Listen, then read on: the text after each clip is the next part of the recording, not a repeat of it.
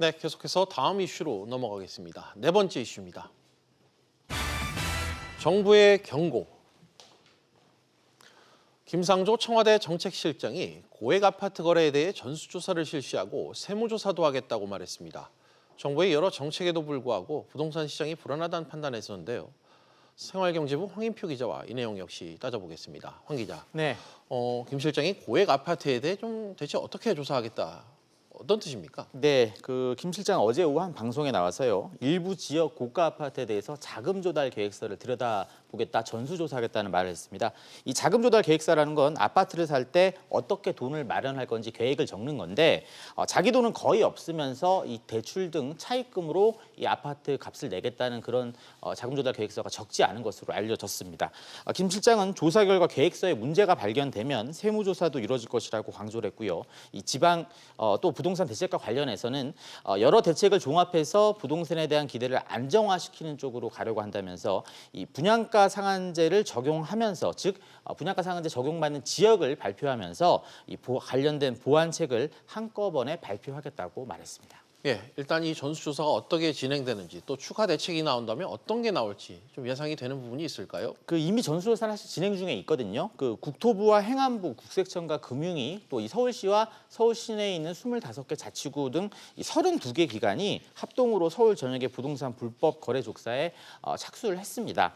특히 강남권과 마포, 용산, 성동, 서대문구 등 8개 구 같은 경우에는 집중 조사를 벌이고 있는데요. 사례를 보면은 미성년자인 10대가 전세보증금 5억 원에 자기 예금이 6억 원이나 있으니까 내가 11억 원짜리 아파트를 살 수 있다. 이런 계획서를 낸 경우도 있었고요. 한 법인에 같은 경우에는 22억 원짜리 건물을 사면서 임대보증금 5억 원을 제외한 나머지 17억 원을 모두 빌려서 이걸 사겠다. 이런 경우도 있다고 합니다.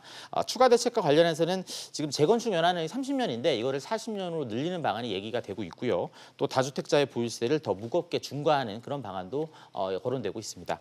이 밖에 대출 한도를 지금보다 더 줄이는 방안도 얘기되고 있고 최근에 대전, 대구, 광주 합쳐서 대대강이라고 하는데 이 지역에 좀 아파트 값이 급등세를 보이다 보니까 이 지역을 투기 과열지구로 새롭게 지정하는 그런 가능성도 제기되고 있습니다. 예, 그야말로 규제 총망라 대책인 것 같습니다. 부동산이 이렇게 뜨거운 이유, 바로 많은 돈을 벌 수 있기 때문이라는데 실제로 이걸 보여주는 지표가 하나 나왔다고요? 네, 더불어민주당 김두관 의원이 국세청 자료를 분석해 봤는데요. 지난 2015년부터 이제 3년 동안 1억 원 이상 오른 아파트의 분양권과 조합원 입주권 거래가 모두 5천 건 넘게 이뤄진 것으로 나타났습니다.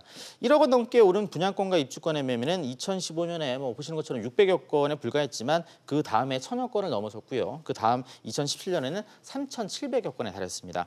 이로 인한 양도소득 역시 2017년 1,700억 원 정도였는데 다음해에는 2,500억 원, 2017년에는 6,700억 원에 달했습니다. 이 세 가지를 모두 합하면 1조 1,000억 원이나 되는 겁니다. 예. 2017년 같은 경우 잘 아시는 것처럼 서울 등 일부 지역의 아파트값이 급등하면서 이 분양권, 입주권 매매가 늘었고 이에 따라서 양도소득 역시 급증한 것으로 분석이 되고 있습니다. 김두관 의원은 분양권과 입주권 거래가 실수요자 중심이 아니라 단기 투기 수단으로 악용돼서 집값 상승을 부추겼다고 지적했습니다. 네, 황 기자 잘 들었습니다.